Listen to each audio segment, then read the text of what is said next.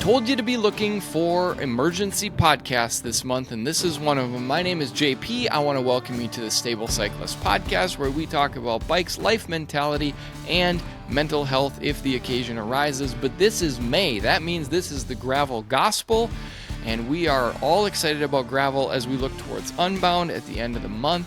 My guest today is Thomas Euler, and I could give you a whole rundown, but this is an emergency podcast. Let's get Thomas in the hot seat.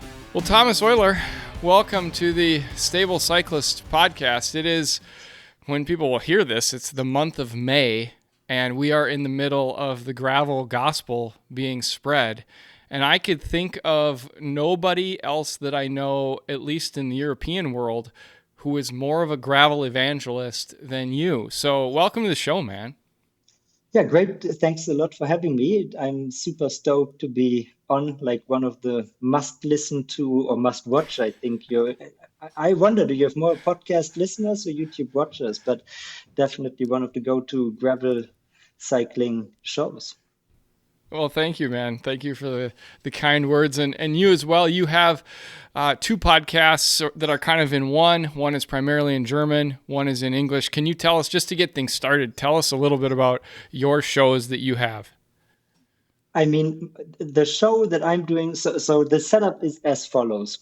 Paul Voss, obviously, like I would say, one of Germany's top gravel racers at the moment, current German champion, former World Tour pro. He built Aut-Said as his brand, and Aut-Said is primarily his podcast, but also the name that he does different things under, and that is the Aut-Said brand. And at some point, to be honest, I just shot an email to Paul, who I basically didn't know, except from like a group ride he had offered once. And I said, look, I was thinking about doing something in the podcast realm about gravel racing. He, at this point, did mostly German stuff and mostly interviews. In the beginning, actually, it was a two co-host podcast with him and Caro Schiff, so former Unbound winner from Germany, Caroline Schiff. Sure. And at some point she dropped out, and then he started it more as an interview format and also getting other people on. You're most likely not aware, but he's also one of the three co-hosts of Besenwagen, which is the biggest general cycling podcast over here in Germany. So that is a big thing in the German cycling podcasting world. And I said to Paul, look, I would be curious to do something. I did a bunch of podcasting before, but nothing in the realm of cycling. And he was kind enough to respond to my email and tell me, look, yeah, what you say about doing something more race coverage focused makes sense. And that is when we started last year in like late summer, early autumn, to release the first episodes covering the racing scene. And our mission statement, if you will, is to cover all things gravel racing, but also with a focus on the European scene, which is probably a bit undercovered in the podcasting realm, even though there is more great stuff coming up besides what we do. Sure.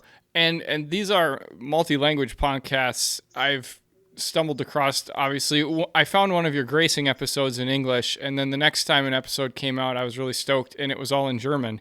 But you do them in both, correct? That is not always the same show, but you have different shows that are in there are two languages. Shows. Gracing is always English, and then the Aut-Said show is German when the guest is a German native speaker, and if it's like recently at Mats Würz-Schmidt, obviously Scandinavian guy, so that is then an English interview as well when Paul does it.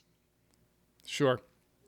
So you said you started that story by saying, I just wrote him an email and This is how I got into it. And you've told me a similar story. You are actually a published author on the Escape Collective for an excellent article about the state of gravel and where things are at. But I had asked you, how did you get on there? And it was a similar story. So kind of what is your background? I guess normally you do listen to the podcast. You know the like zero to hero story for people that are non-professionals. What does that look like for you? Because you mentioned I did some podcasting in the past. I have other things, but you obviously have a love for bikes too. So like, how do we get here? Well, how do we get here? So I really got into cycling in the Lance Armstrong versus Jan Ullrich years. I was watching the tours back then, and I remember one summer school holiday season. I worked in my parents' hotel all summer long to afford my first race bike, which I then bought me at the end of this, and then I started riding. But then, honestly, so I never joined a club or association, as you would call it here in Germany. Never did this, and then I got into other things, skating and non-sport related stuff. I studied for a long time, didn't have my bike, moved to Munich for my first job, which was in consulting, to not completely lose track of your question. And I did what you would nowadays probably call digital transformation consulting. And at this point, my parents brought me my bike, and I was so happy to have my bike back. And it got stolen like after 1 week. And then Jeez. I didn't get a new one because I was mostly working all the time, anyways, and did this for close to 10 years, working with whatever insurance companies, banking, automotive, and so on.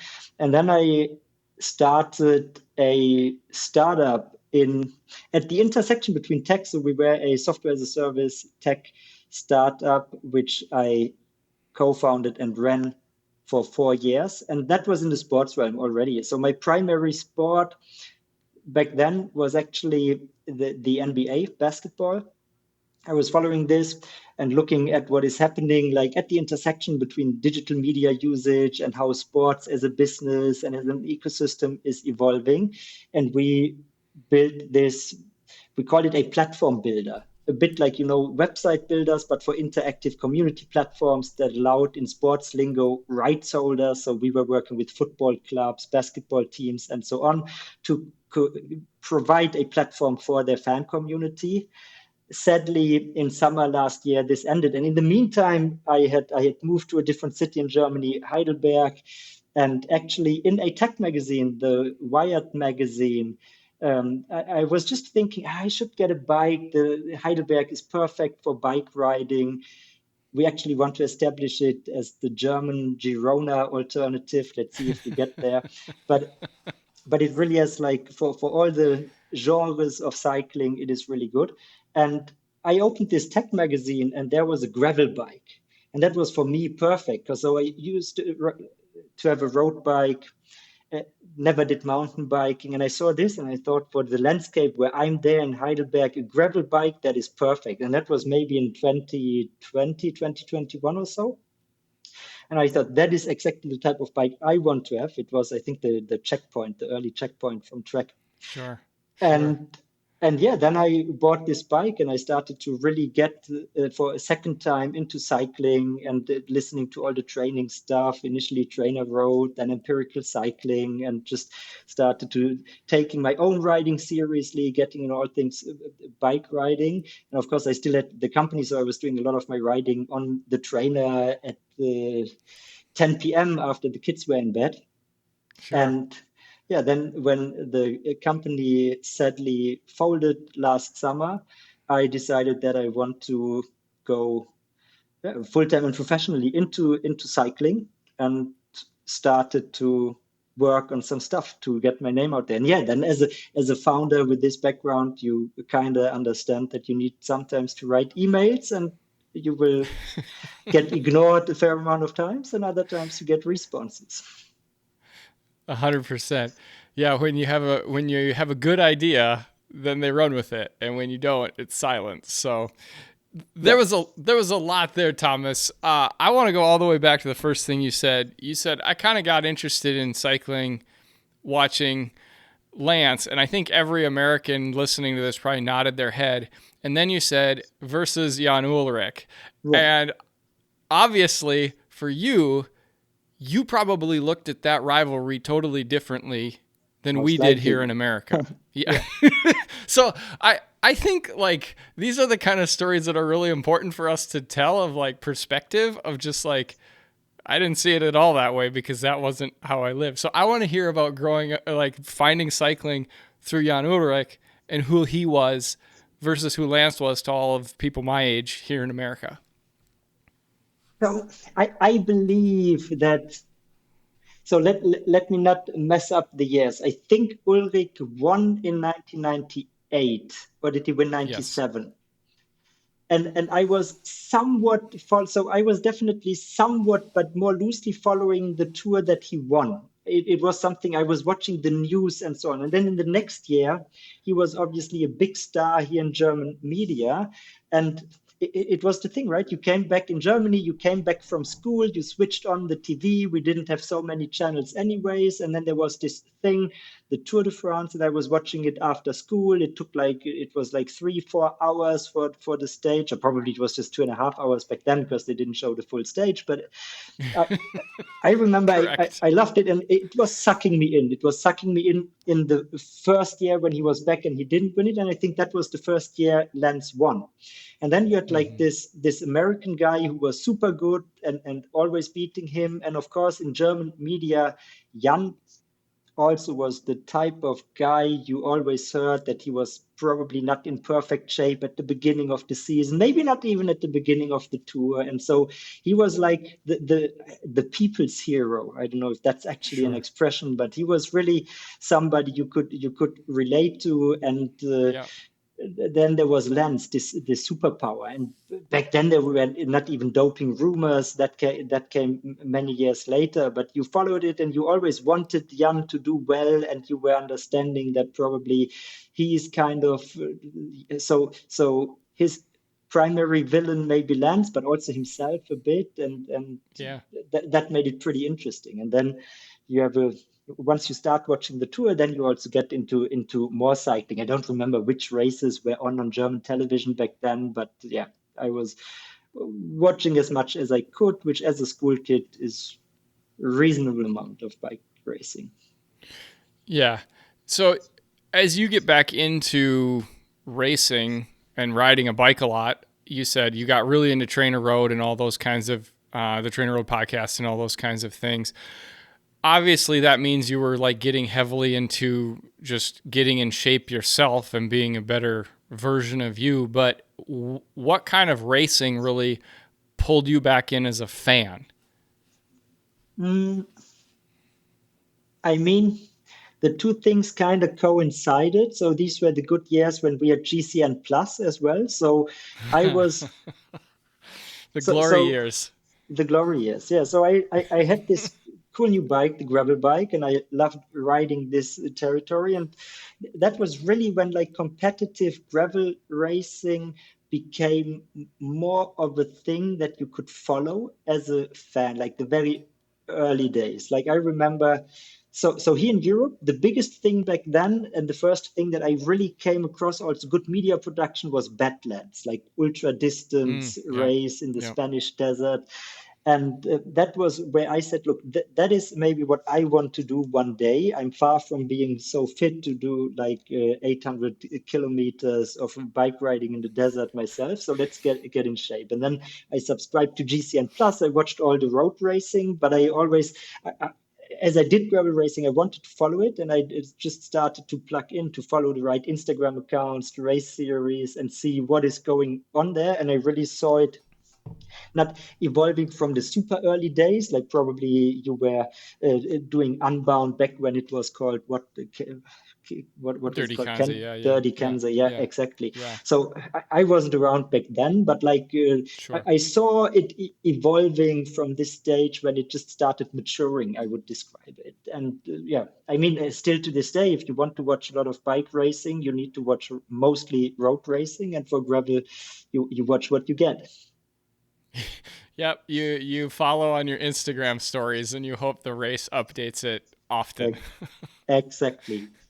And I mean, I'm also talking to a fair number of American guys, and something that I really am curious is how the Gravel Earth series is regarded and seen in the States, because I think they are making a big push with their race selection to become more of a thing also in the US, and they actually have pretty good live streaming. So the best live stream, obviously, in gravel racing today, it has been like Garmin Gravel Worlds, now Lauf Gravel Worlds, but the stuff that Gravel Earth Series is doing, at least for the marquee races, so Trucker 360, for instance, they will live stream a fair bit of it in pretty good quality. So yeah, there is more live streaming becoming available slowly.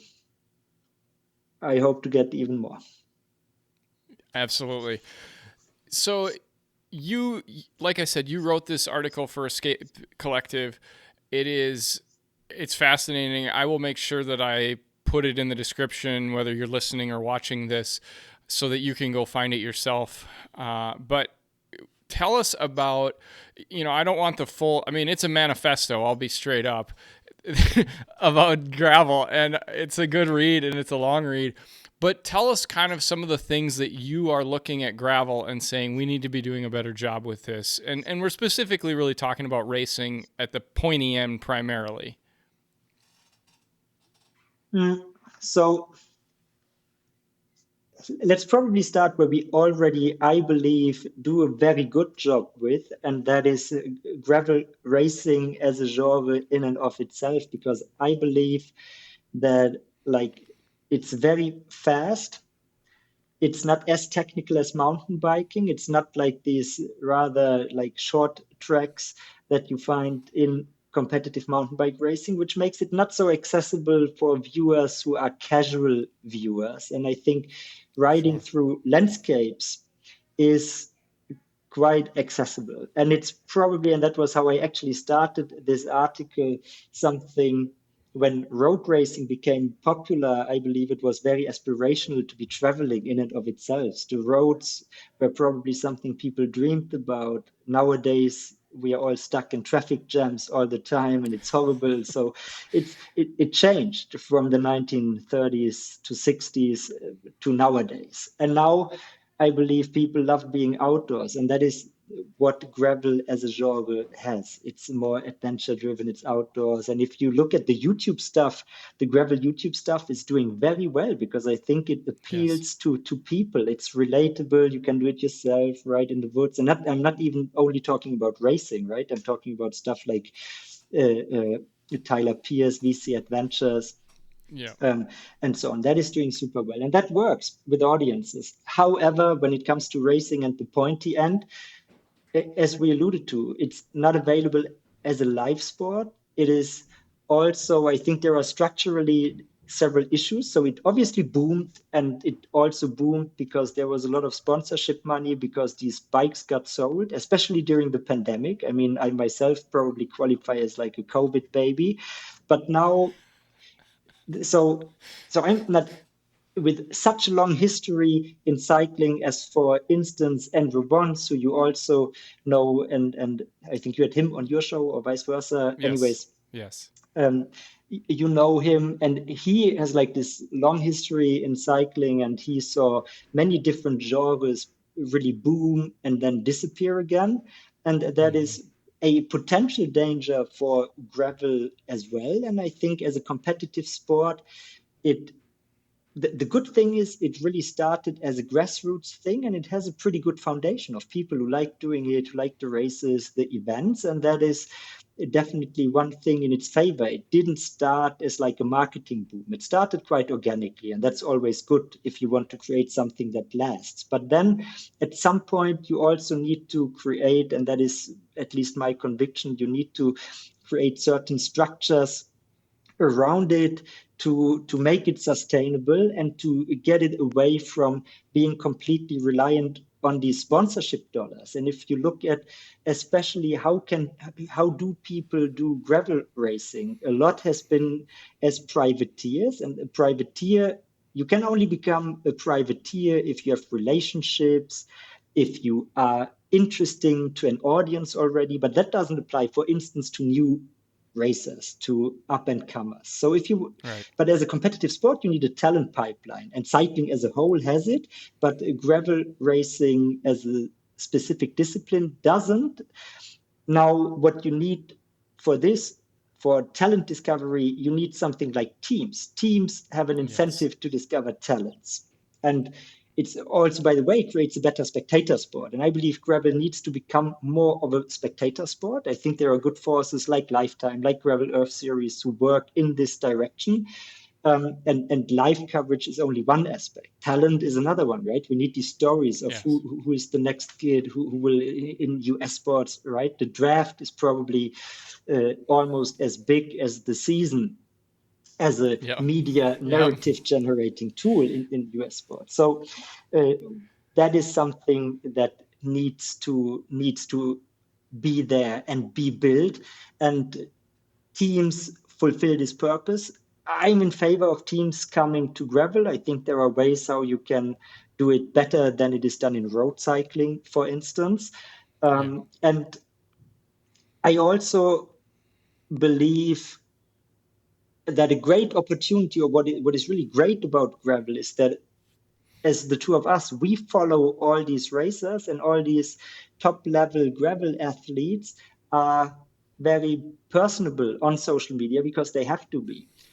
I just wrote a newsletter last week where I talked about all the new different athlete-made YouTube channels that just sprung up after Sea Otter, where we have these shows like Cool Down, where we have like Russell Finsterwald. They all now have YouTube channels, do these vlogging type of contents, and it's pretty well done. And gravel racers do this, road cyclists. I mean, there are a couple who have good YouTube channels, but most don't, and there is no incentive for them. That's different in gravel, and I think that is what audiences love. We nowadays, Yes. as people always love people. Social media made that possible in sports, in football, European football, soccer for you guys. It's a big phenomenon that the biggest players have much more followers than the clubs they play for, very Yes. often. And of course, that is because we love people. Gravel racers do this. But now, if all these guys and gals need to promote themselves, their own channels, monetize it, they cannot focus on their training and on the riding. And that is a situation like if I talk to Paul or other pros, definitely the privateer aspect takes away a lot of their time and effort. And I think one opportunity, for instance, for one of the series organizers would be, hey, can I become more of a marketing network or media network where I act on the one hand side as an aggregator for all the content that is already out there, that the athletes organically build, but I help them to get it to the audience and also help them to monetize it. Yeah. Yeah, it's you're right. You look at YouTube right now, especially in the week after a big race like Sea Otter or Mid-South or even Valley of Tears that was like half of a race. And you have Kerry Warner, who's making content for Russell, and you have Keegan and Alexi doing stuff together now. They obviously have a really talented team. Coming up in the summertime, you'll see stuff from Chase Wark that I will be doing. And a lot of these pros have gone to, a lot of these pros have gone to their sponsors and said, we need to connect better with fans. And you can look at, like you mentioned, there's not very much in the pro world. Is it Harry Sweeney with EF? And his stuff is amazing. I think has a good French channel. Okay. And yeah. Remco has a somewhat okay-ish channel. But the numbers are off the chart for those guys because everybody, yes, wants to watch them race their bikes and see the live coverage. But I think more than that, everybody wants to see that these guys are human and they're just like you and I. And we want to see ourselves in them. And that's what makes all this content so attractive. And like you said, the numbers that even Russell and a lot of these guys here stateside are doing, it's incredible because people want to just feel like they're a part of the ride. And I guess that kind of pushes into my next question. Road cycling has always felt kind of elite to me even at the grassroots level, if we can call it that. Why does gravel not do that? Why does gravel feel for everybody? So I think, especially from a US perspective, I didn't do gravel events or gravel racing in the United States, but I obviously saw a lot of the footage on YouTube, and I think it really is super inclusive, and that is one of the things that it really was built on from day one. And that is not only by being mass participation, but it's also like what is this one organization called, like All Bodies on Bikes or Yeah. something like this? And you Yep. see, Yes. like in US gravel racing, really you have all bodies on bikes. Um, and riding a very challenging long distance thing without really being competing and racing, which many people who are not on the pointy end do, is an option in gravel racing. The events invite it. And I think that is also a key difference between especially the UCI European circuit, which I personally didn't do one of their races yet. I also have to say this, but what I see when I talk to people, it like even though I'm ambitious, I'm just not as fast, and so I don't. I don't think that that is the most inviting for somebody who is not as ambitious and who just wants to have a challenging experience. And then Gravel Earth Series is more like, I would say, the kind of format where the spirit of gravel is alive and tries to be alive. But maybe even there, it's a bit. There are a bit more people who are competitive, who are really pushing. Then you need to do both races to really compare this, or events in on both continents to really compare it. But I think inclusiveness, to answer your question, has always been very important for gravel, for the gravel community, and it's not necessarily regarded as racing, I believe, if people do Unbound, right? There are some people who go to Unbound to race Unbound, or different races or events for that matter. But there are many people who just feel like they can go there and do something really challenging and hard, more like a Gran Fondo type of event in road cycling. And then, yeah, you can also wear what you want in gravel, right? You don't have Yep. to be in lycra, which for some people is off-putting. And then I think in the US, we no longer have a road scene, anyways, more or less. In Europe, we have the road scene, and the road scene is very traditional. And I was never in the road racing scene when I was a teenager. So in general, club sports and associations, that was not cool to me. I was more on the skating side, and I don't know, playing basketball, hanging out, listening to rap kind of side. And I would never have gone to, I loved cycling and riding my bike and watching the tour. I would never have joined one of these clubs. Wasn't my cup of tea. And I think gravel is much more open. And now we see, even on the roadside, I believe, more casual stuff and more community vibes based stuff, like organized by brands, by local shops, and so on. And that's good for cycling, I believe, because not everybody wants to be in it for the hardcore racing. Sure. So that leads me to a question, maybe like a little vulnerable question. You just weren't interested in that when you were younger, that crowd.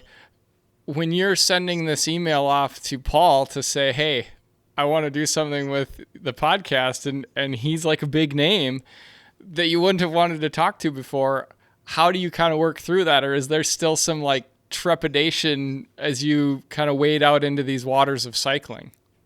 Oh no, I would have wanted to talk to him before. It was just like the non-professional, just the club scene, and that's probably in particular in Germany. It's not necessarily cool. In my time, and in my circles, when I was young, it was not what I don't know how I wanted to spend my time. Like, of course, the biggest club sport here is football, Sure. soccer. That Yep. that is not the thing I wanted to do. Being on villages and drinking, I had different interests. So, but that doesn't mean I wouldn't have talked to someone like Paul. And by the time, I mean, in my previous jobs, I had worked with professional athletes, Yeah. including NBA players. And then I just reached out to Paul, who I also knew from listening to a lot of his podcasts, that he's a cool guy. Yeah. Yeah, for sure. So you mentioned the time of doing stuff with the NBA and kind of looking at things through that lens. Is that where a lot of this drive to try and initiate change in the sport, or even like throw the ideas out within the sport, comes from? Is you've looked at this in another sport in a similar way? Maybe partially this, and also like if so two things happen when I get interested in a thing. At some point I feel like I want to contribute in some level, and I think the way where I'm decent is like on the business and on the technology, and when it comes to business, the media and business side, because these are the realms that I always walked in. You will find, if you Google stuff, I at one point started a publication, attentionecono.me, publication to write about everything at the intersection of media and technology at this time. And sometimes I found ways to talk about the NBA. So that is definitely a subject that I'm passionate about. And then nowadays I'm passionate about cycling. And I think, especially in gravel, it is just at a very interesting point, because I think it has the potential to really become a interesting sport. And some people would push back and say, Yeah. hey, look, it doesn't have to be a spectator sport. It's great as what it is. I would just then say, look, then it can vanish at any point. And if you want that it lasts, then it needs to mature and grow and adapt. That is just the reality of the world we are living in. And then probably I can contribute in some way and find a niche doing this. And as somebody who always had like a quote unquote entrepreneurial side, I yeah, I'm just not the type who can sit there passively. I want to do something as well. I totally understand that 100%. So one more question. If people, well, we're going to get into some more fun questions here shortly, but or less serious, I should say.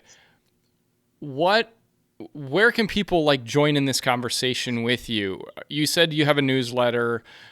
You have been published in Escape Collective, but where can people follow along with you and join in this conversation to kind of move the sport ahead if they're listening and they think, like say they are Andrew Voss, who is listening, how can they join in that conversation? So I think the biggest outlet, if you will, is definitely the Gracing podcast. So subscribe to the Aut-Said podcast feed on which the Gracing podcast lives. And then it's the newsletter I just started a few weeks ago. I've always written a lot. Then in the gravel realm, I didn't start it, but now it's the Gravel Stack. It lives on Substack. So if you look for the Gravel Stack on Substack, you're going to find this. Then if you're a bit on the edgy tech user side, you can find me on Blue Sky. Everything I do personally is with the Cook X Right moniker, which you will also find my Instagram account on. I don't like Instagram a lot, as gravel mostly exists on Instagram. It's the first time that I started doing anything on Instagram ever, just because gravel lives there. I just dislike it as a tool. I use it. If I would have one wish, is like gravel Blue Sky, please become a thing. Cycling Blue Sky is good already. Gravel not yet, because I was always a Twitter fan. I just don't like what happened to Twitter over the last year plus. That's fair. No. Hey folks, real quick, I want to interrupt and tell you about Wark's Cycling Services. You are most likely familiar with the name Chase Wark, and he has a company called Wark Cycling Services that focuses on coaching, event hosting, and U23 development. And while I could talk to you about the coaching piece, I really want to focus on the races. Chase hosts 4 grassroots gravel events throughout Minnesota, and they are worth your time.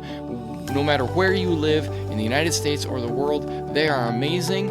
They are growing, but they're maintaining their grassroots vibes. And just this past week, I was able to participate in Granny's Gravel Grinder, which is in central Minnesota. It was an incredible time, and when you finish, Chase's grandma is there to give you a hug. And why is she there? Because it finishes in her front yard. Next up on the list for Work Cycling Services, the Hot Dish, which is hosted in mid-June. The Dam, the Day Across Minnesota, is an epic ultra-distance gravel race, and that is in the first week of August, and then in the fall is the Filthy 50. All of these events are amazing.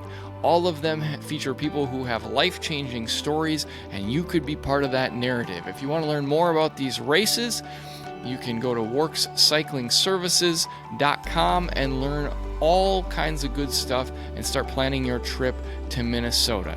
And hey, if you run into Chase, make sure you tell him that the Stable Cyclist sent you his way.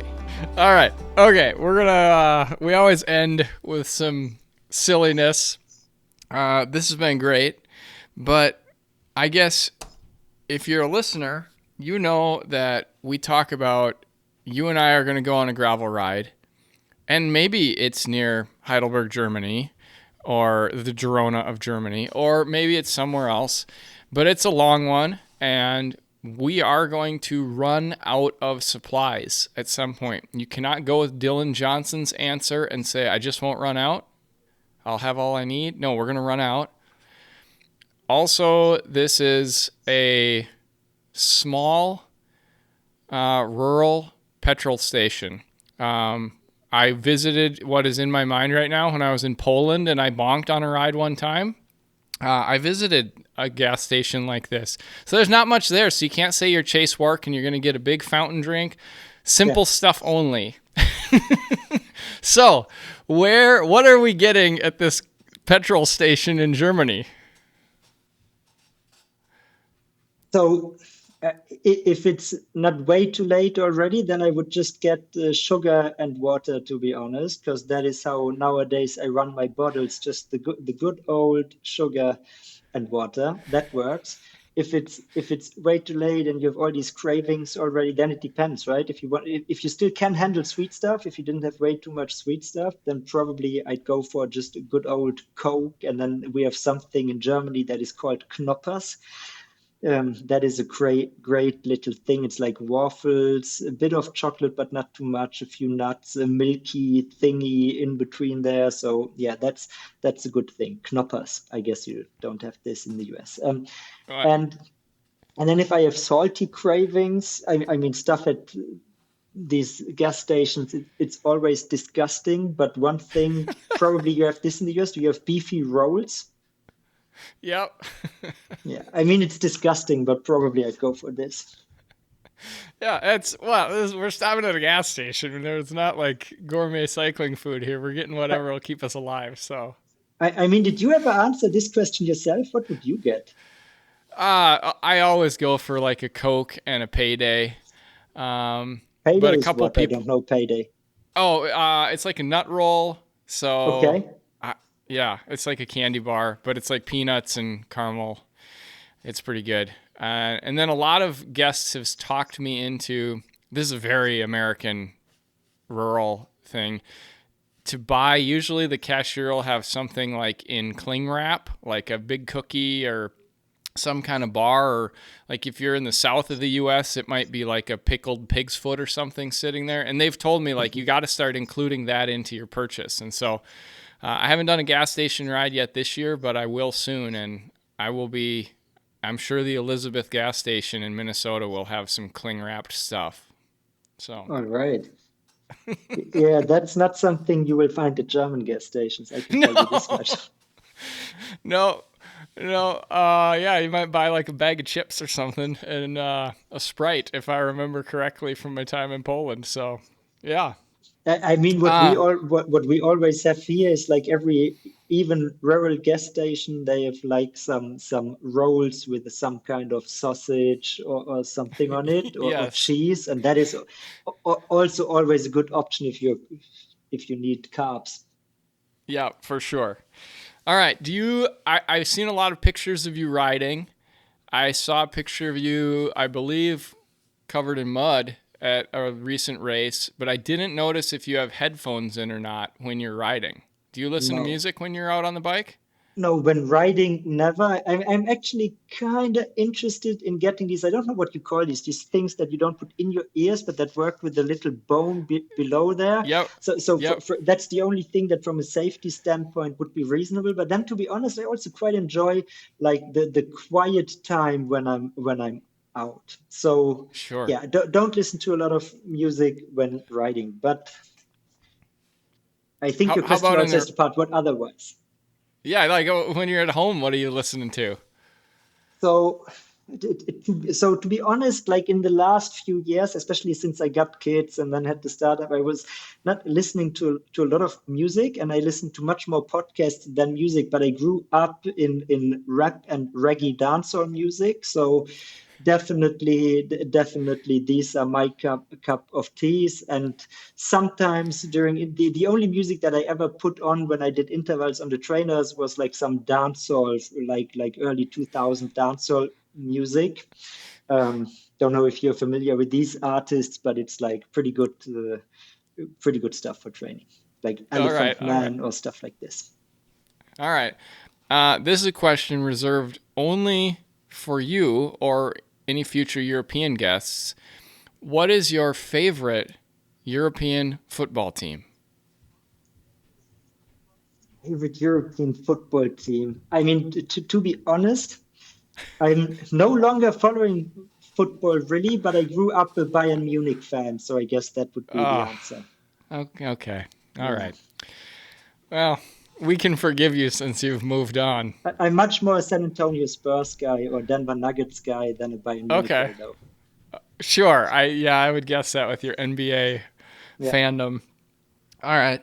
Uh, are you a Harry Potter or Lord of the Rings fan? Lord of the Rings. Okay. Is it Yeah, even close now that you have children? no. I mean, I actually, so my wife, she's big into Harry Potter, so I read Harry Potter. It's cute. I prefer Lord of the Rings. All right. All right. Um, since we're getting back to favorites, do you have a favorite racer that you follow in the gravel world that's a professional? Not that you're Favorite a race? fanboy, you just really that you really just like them.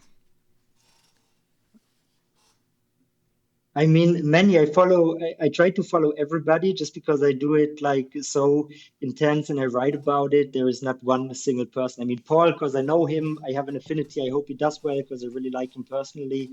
But yeah, I follow everybody and I like many of the guys and also the women out there, but nobody who sticks out. So tell me about this is kind of a two-part question. The favorite race that you have done, and then what's a race that you haven't done that you're like, man, I want to go do that really bad. Pretty easy to answer the first part because I only did one proper race so far in my life, which is the hills. So by definition, it is my favorite, even though That was if your you, first race. yeah, that was my first proper race. I mean, I did some events, but nothing like that was really a race with like time keeping, Yeah, yeah, tracking, yeah. and so on. So yeah, that was the first one. And if you follow gravel, you probably saw the pictures. It was Yes. insane. Every pro that I talked to and many others who I just read Instagram posts from said it was like the hardest day on the bike ever. And yeah, it was pretty pretty nasty. Not type 2 fun. Is there a thing like type 3 fun? Then maybe this, but yes, yeah, the only one. So my favorite, definitely. That's And then amazing. for the second part, race that I haven't done, there are many, but I think just because I already alluded to it and it really made me getting into it, it's kind of Badlands, especially because Yeah. I think so. I will never be good. I mean, I'm close to 40 and I have like a training age of 2.5 years, maybe. So I will never be at the point yet of anything, but I feel like ultra distance stuff is the one thing that I'm probably most talented in. I also find it an interesting challenge, especially like the 700, 800 kilometer length. because if Yeah. you once you go longer and then to be anything close to competitive, you can't sleep for 5-6 days or so. That is insane. I don't like this idea of not sleeping, which of course you Yeah. still need to do in something like Badlands. And I don't think I could win there, but I think my personal challenge would be doing this, probably sleeping 4 hours at night, and then see what good time you could do. And yeah, the landscape is impressive. So that's my go-to answer there. Yeah. Badlands looks amazing. But yeah, Thomas, thank you. I mean, So go ahead. just on that note of Badlands, what I'm always interested in is like when you started doing gravel focused content. I don't know how long ago that was, but at what point did you start looking to the European scene at all? Yeah, I would say that I've been aware of Badlands for a while because of whenever Lachlan did it and they filmed it. Mm-hmm.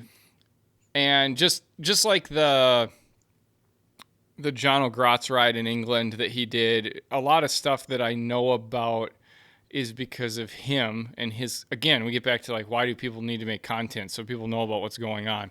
But a lot of things in Europe I know about because of things Lachlan has done, or because like now the Traca has become a big, every person that's done the Traca who's been on this show has been like, oh, you got to go do the Traca. Mm-hmm. And so, yeah, that's kind of how it's come onto my radar. But my guess is it's been going maybe not quite as long as gravel in the U.S., but my guess is that it's been going for a lot longer than we've known about it due to Lachlan Morton. Yeah, I assume, and maybe not. I mean, it always depends on what aspect of it, right? Like competitive gravel racing definitely is more new. Then, of course, there have always been like essentially gravel races, but they were just road racing and bike racing, and there was not this distinction. But no, I think you're definitely in the motherland of gravel racing, and that's. I'm just interested because now you see all these people coming into gravel from European road cycling backgrounds or mountain bike backgrounds, and there are just so many fast people and Sure. so many good people, and they will become, that's my prediction, very dominant in global gravel racing in the next few years. I mean, you still, that is an interesting takeaway for me from Sea Otter, that on the men's side, the top three podium is all guys from like US gravel OGs. Yeah. I would maybe Matt Beers doesn't quite qualify as a gravel OG because he did so much mountain bike stuff. But again, it's his third season on the Grand Prix, so yeah, I guess he qualifies as an OG as well, and that is good. That is good for American gravel that you see these are competitive, even if all these very fast Euro guys come over. I think that is important, especially because still for gravel to develop into something sustainable, we need the US and the racing there, the people there, the media there, because frankly, when it comes to sports media, no country is better than the US. So people like you are very important. Not on that note, I don't know, you can cut this out if you don't want to talk about this on the show, but I'm really curious because you have this really interesting niche that you're carving out for yourself where you're, I don't know how you would pitch it, but my takeaway from the outside is, okay, you're doing this podcast at the intersection between gravel racing, gravel cycling, and mental health.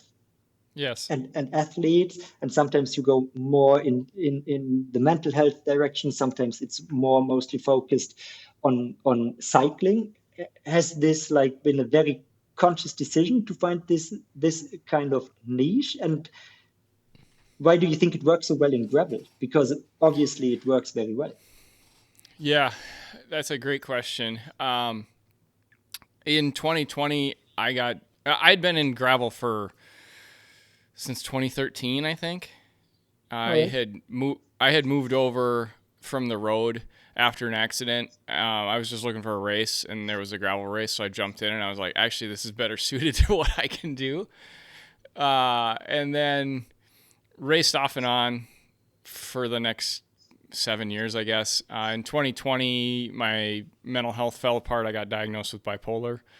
And the mountain bike, ironically, was what got me back into kind of like normal life, aside from regular treatment, because I couldn't do like huge, big endurance efforts at first.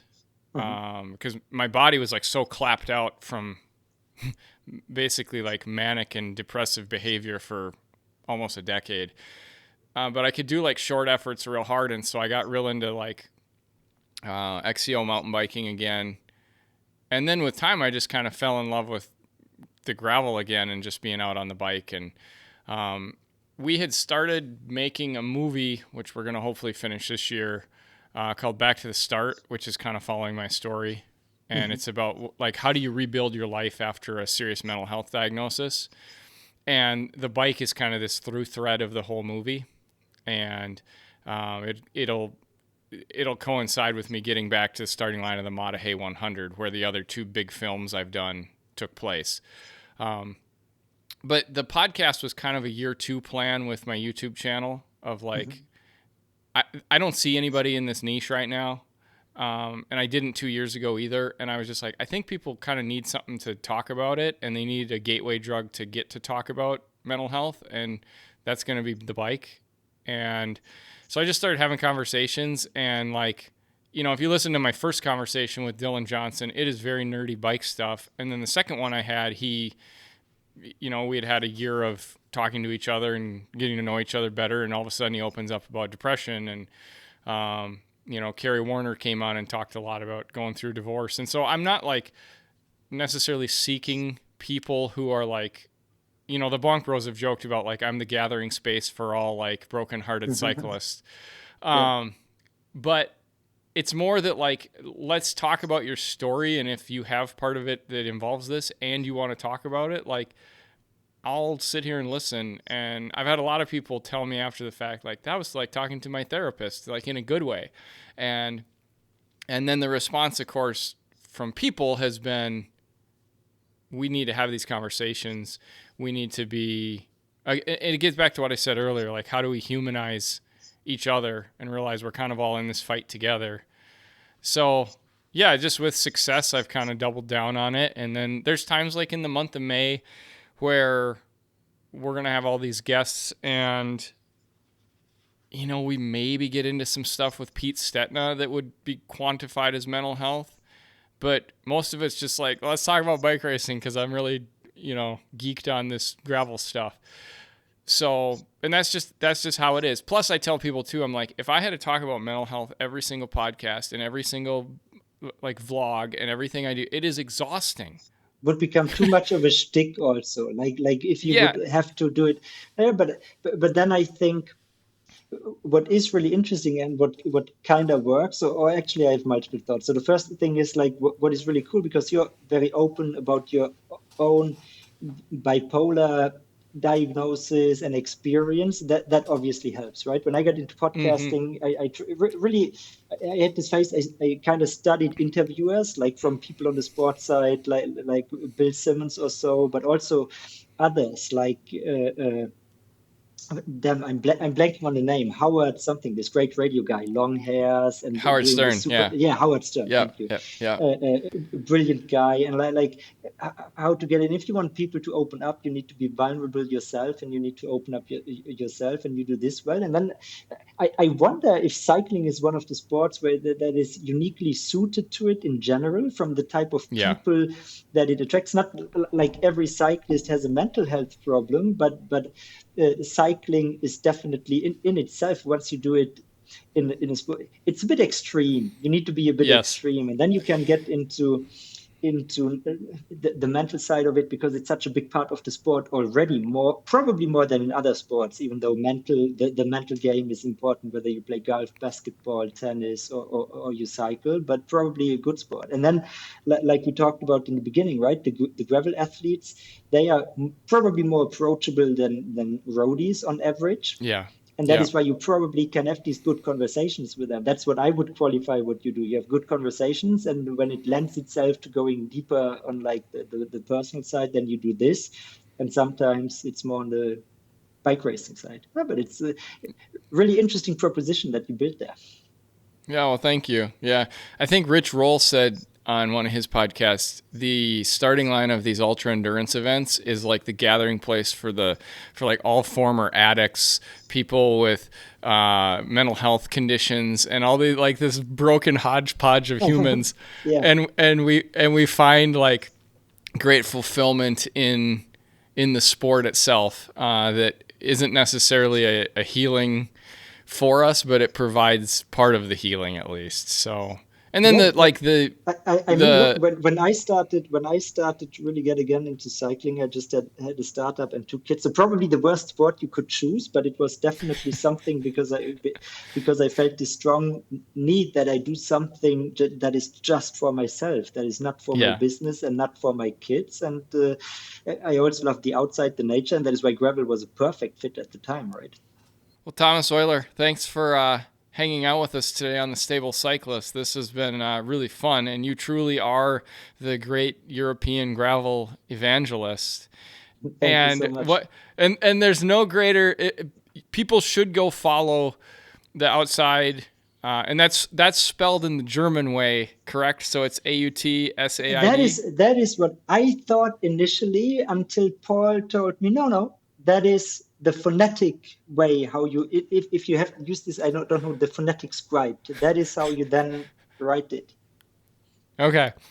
But if people want to go, they should follow your show because you are bringing in, like when the Hills Gravel Race happened and it was a total show, you had both winners on together within the week talking to you. And so you have big guests on, you have good race analysis after the big events happen. And if you are into gravel racing and gravel racing news and you want to have gravel analysis, which by and large is missing, I would say your show is one of the ones near the absolute top of the list that people need to go follow. So thank you for coming on the show today, Thomas. Thanks for hanging out with Thomas and me today. If you enjoyed what you heard, please do me a favor and share it with someone who you think would like it. This is the number one way that the podcast is shared and the number one way that it helps us grow and work around the algorithm. Finally, more than anything you heard Thomas and I talk about today, remember that you are loved.